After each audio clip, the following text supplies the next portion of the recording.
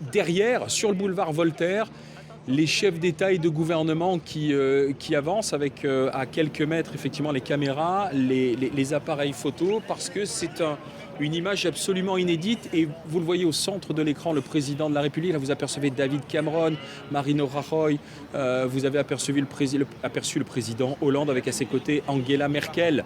La marche pour l'histoire a commencé et ce sont les noms de toutes les victimes qui ont été donnés, égrenés en tête de cortège à Pauline de Malherbe. Mais égrené également, notamment sur Twitter, Manuel Valls qui chaque minute, depuis une petite vingtaine de minutes maintenant, tweet le nom d'une des victimes qu'on va donc vous lire avec Ruth Elkrief. Maintenant, le premier nom, puisque c'est par ordre alphabétique, il s'agit de Frédéric Boisseau, Franck Brinsolaro, Jean Cabu, Elsa Kaya, Stéphane Charbonnier, Johan Cohen, Yoav Attab, Philippe Honoré, Clarissa Jean-Philippe, Bernard Maris, Ahmed Merabet, Mustapha Ourad, Michel Renaud, François-Michel Saada, Bernard Verlac dit News.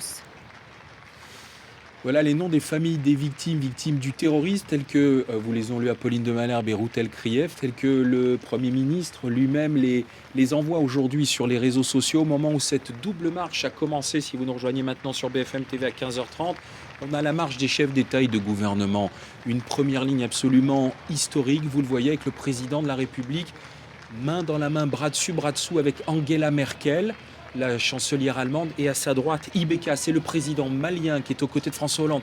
Et à côté du président malien, vous voyez le Premier ministre israélien Benjamin Netanyahou. Et regardez à gauche d'Angela Merkel, vous avez Mahmoud Abbas, le Premier ministre palestinien. Et l'autre cortège, devant celui des personnalités, sont les représentants, les proches des familles des victimes de la tuerie de Charlie Hebdo, de la victime des tueries de la porte de Vincennes, de l'hypercacher. Les responsables politiques, les 70 chefs d'État et de gouvernement et personnalités politiques n'ont pas voulu être devant.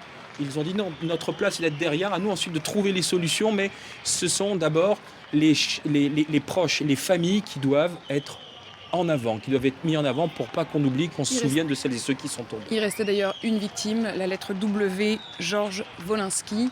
Évidemment, tous les proches de ces victimes sont en tête de cortège. Et puis vous le voyez, les chefs de l'État qui passent sous les applaudissements de tous ces Parisiens qui, s'ils n'ont pas pu descendre dans la rue, sont à leurs fenêtres.